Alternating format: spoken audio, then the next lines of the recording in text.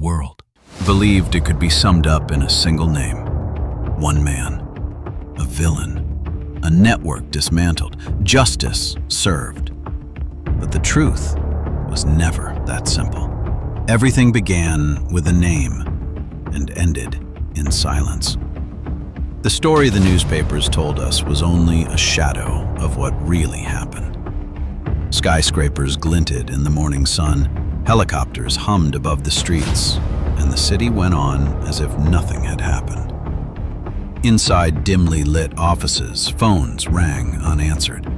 Investigators stared at piles of files that seemed to grow faster than they could process.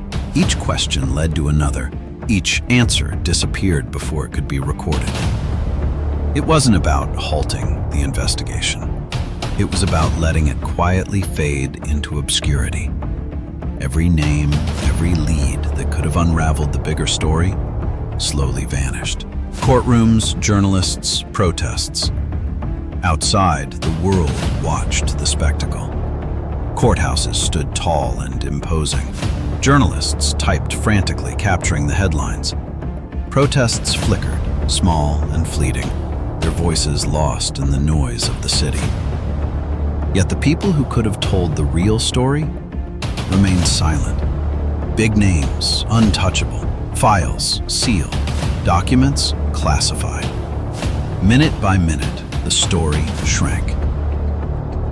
Investigators later admitted in hushed tones, "We weren't told to stop.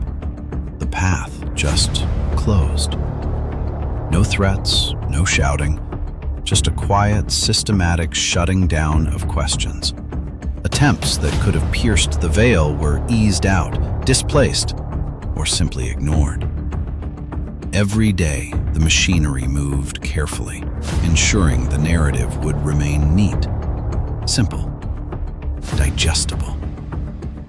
Inside a small, dimly lit cell, a man sat alone. He was not alone, not truly. He was encased within a system that moved without him, a system that monitored, controlled, and isolated. Walls were not enough.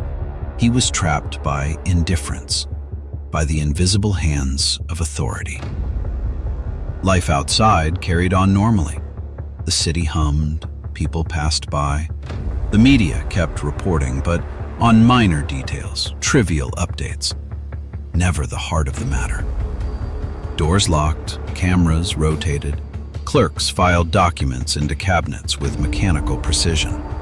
Files labeled confidential piled up, unseen, unread.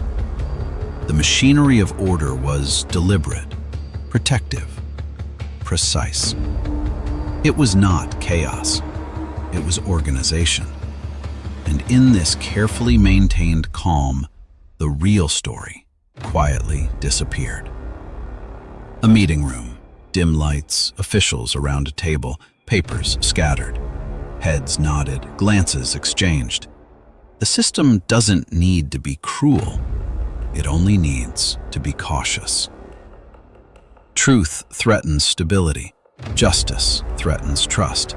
And the easiest path is to close the file. Not because the facts were hidden, but because the system decided it was safer to let them go.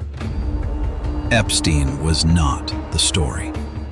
He was a punctuation mark at the end of a sentence the world never read. A final chapter that allowed the larger story to go untold.